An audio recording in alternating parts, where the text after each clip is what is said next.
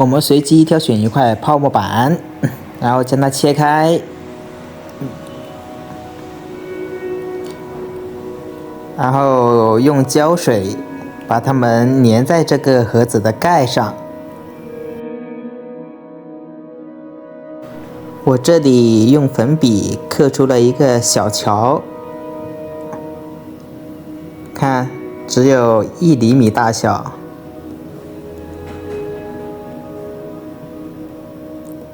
我还刻了一个0.5厘米的小房子。我已经将小桥给粘在上面了，然后我们现在用白乳胶把这个小房子也给粘到上面去。在每个岛屿的连接处，我都各自安排了可以让他们通行的工具，比如说桥还有木板。现在我们来制作一个独木桥。我们取出一根小木棍儿，然后把它涂上棕色的颜料。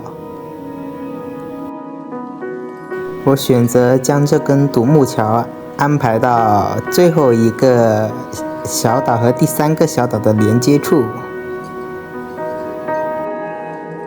然后我们这里给这个桥上一下色，就是刚刚用粉笔刻好的桥。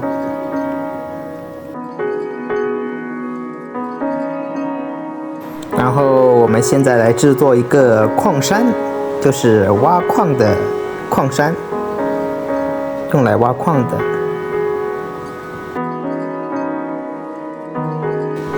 给它涂上黑色的丙烯颜料。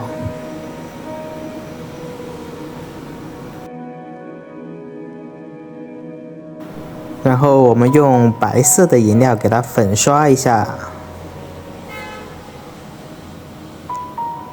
好，矿山我们就完成了。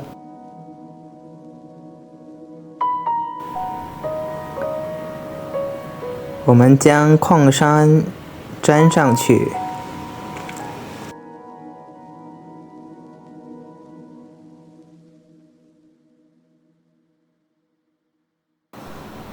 哎呦，这里我的小石头掉了。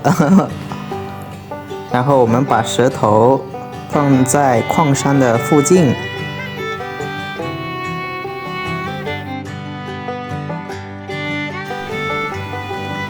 好，那这样我们采矿的地方就已经完成了。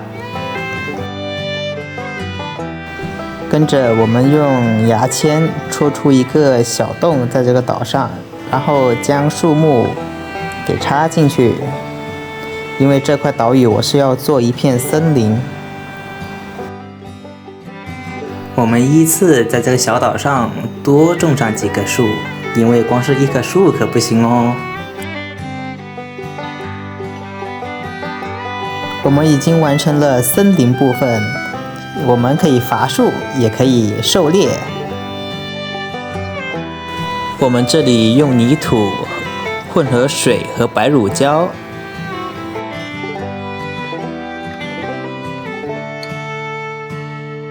我们刚将搅拌好的泥土把它均匀地涂抹到这块小岛上，因为这块小岛我是要用来做蔬菜地的，种植蔬菜的。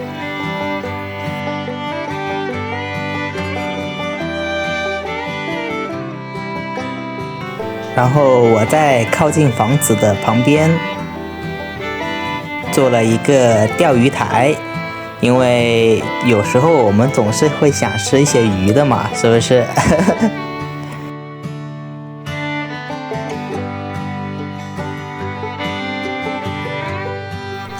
我还在房子的附近弄了几片浆果丛，因为这是可以提升食物的丰富性，是不是？